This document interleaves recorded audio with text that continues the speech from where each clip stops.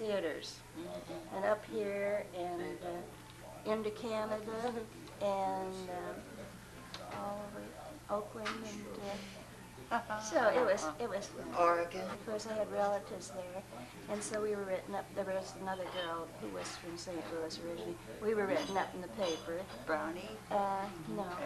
What year was that about? It was in 34. 34?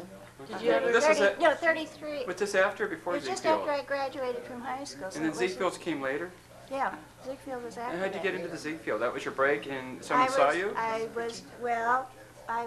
had another break because Cousin Virginia, who was a beautiful dancer, you've heard. Yeah, Jenny told me that. I didn't know that before. Yeah. Wow. So her dancing Beautiful. partner, Carl Randall, was very well known in the Schuberts. And so he introduced me to J.J. Schubert.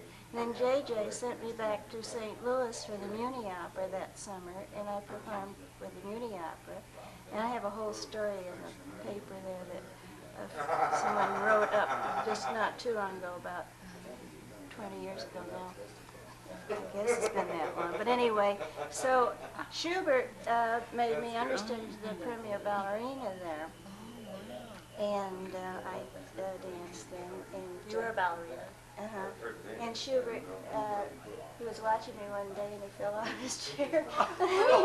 Anyway, so at the end of the summer season, where we danced out in the open in this park, Forest Park, and it was just delightful. It was just fun. The game is over and they finally won their And first. I said, oh, that's a real dream. And he chose just one other, just one other girl and myself.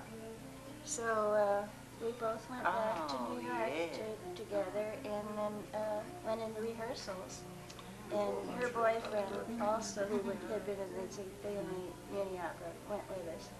And we took a little place in a brownstone place and did our cooking and while we were in rehearsals. And then Schubert would have us both up to his penthouse for dinner in this long, long table, and he just was so good to us. And he gave us money to, while we were in rehearsals, to help us along, And later I met his secretary on board ship. That was so strange. We got to talking, and she said, oh, she had been his secretary. And I said, well, then I saw you at that time, because it was at that time. But gee, so many coincidences happened. Did you ever meet any silent stars? Silent stars? Well, Yes. talking. No. Oh, I'll have to get the little clipping. The last thing that occurred was a very interesting experience because a friend of mine who does the publicity for one of the little papers here, the Hillsborough Boutique, called and said, Marilyn, she said, can you come to dinner? She said, I'm sorry I can't invite the husbands, but she said, there's just going to be 10 of us. And she said, I'm having, let's see, what's her name? I can't think of her name, singer. And she said, and Alan Jones. I said, oh, Alan Jones. I said, I know him. And I hadn't seen him since, in the Muni Opera. He was one of the stars. And he was famous for the Donkey Serenade and lots of those. Oh, and he played in Showboat. with Irene Dunn in Showboat. So wow. I had this That was on just before we left for here. I forget what night it was on, but it was, yeah. Oh, Yeah. yes, Well, that was that Captain was- Grace.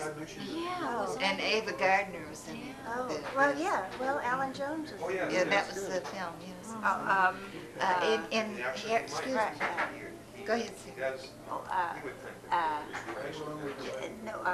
Jones, Alan Jones? no, the son. Oh, yes. The son is Jack Jones. You probably know Jack Jones.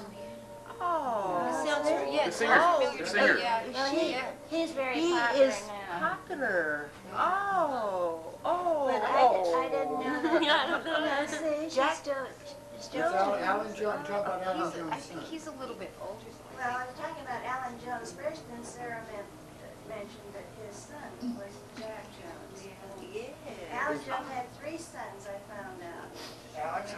Well, I remember, Oh, okay. I think it was his first wife, Irene Hervey, you remember?